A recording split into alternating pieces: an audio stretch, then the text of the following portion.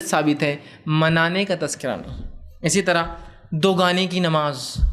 مغرب کی نماز پڑھی جاتی ہے، اس کے بعد یاسین 3 بار جو ہے امام صاحب پڑھتے ہیں، اس کے بعد امام صاحب اللہ اکبر کہہ کے تکبیر دیتے ہیں، سب لوگ ان کے ساتھ تکبیر باندھتے ہیں، 2 رکعت نماز مطلب امام صرف بول کے چھوڑ دیتے ہیں، باقی نماز سب خود پڑھتے ہیں اپنی پھر، ٹھیک ہے۔ ہر نماز کی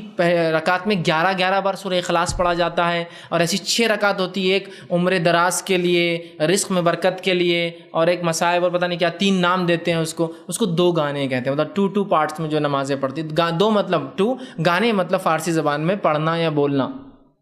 2 گانے کی نماز، عربی نام بھی نہیں ملا کسی کو اس نماز کے لیے، 2 گانے، ٹھیک۔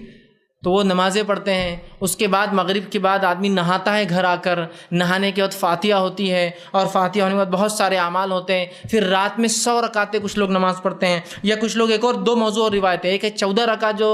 شخص جو ہے پڑھے، ہر رکعت کے اندر جو ہے 11 مرتبہ سورہ اخلاص پڑھے، یہ روایت موضوع ہے۔ دوسری ایک اور روایت پیش کی جاتی ہے، اس کی کوئی سر و ٹانگی نہیں ہے، جو شخص اس رات 12 رکعت نماز پڑھے اور ہر رکعت میں 33 یا 30 مرتبہ سورہ اخلاص پڑھے، تو اس کو جنت میں ہی،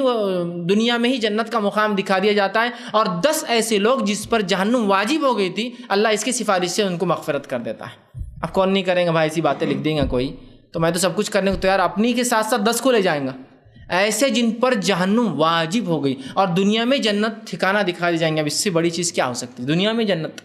اس کو اپنا مقام دکھا دیا جائے گا۔ جنت ایسی چیز ہے جس کو کسی آنکھ نے کبھی دیکھا نہیں، کوئی ذہن سوچ نہیں سکتا، لیکن ان کو دکھا دیا جائے گا ان کا مقام۔ شاید موت سے پہلے فرشتے بتا دیں گے تمہارا مقام ہے،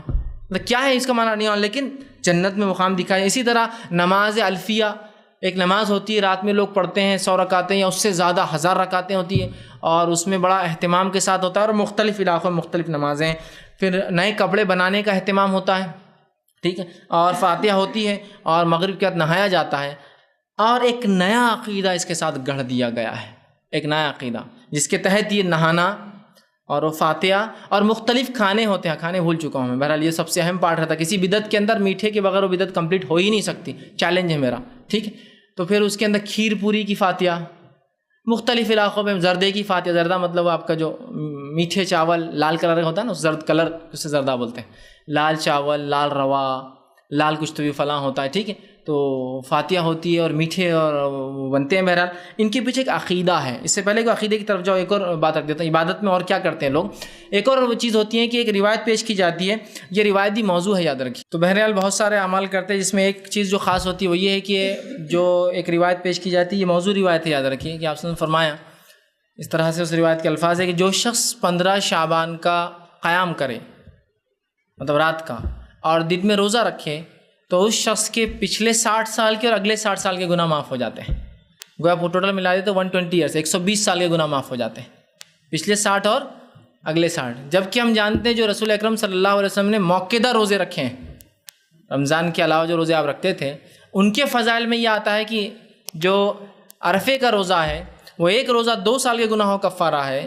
اور 10 محرم 9-10 کا جو روزہ ہے وہ 1 سال کے گناہوں کا کفارہ ہے، مطلب ایک روزہ 2 سال کے اور 2 روزے 1 سال کے گناہ کا کفارہ، اس سے زیادہ نہیں۔ لیکن یہ ایک قیام اور ایک روزہ کتنے سال کا کفارہ ہے؟ 60 پچھلے 60 اگلے، مطلب اگر ایوریج لائف 60 ایئرس ہے تو 60 تو ہو گیا، اور 60 کا انہیں پہلے سے جمع کر کے رکھ لیا اسٹاک، ٹھیک، اور 2-4 راتیں مل گئی تو پھر تو اس کی کوئی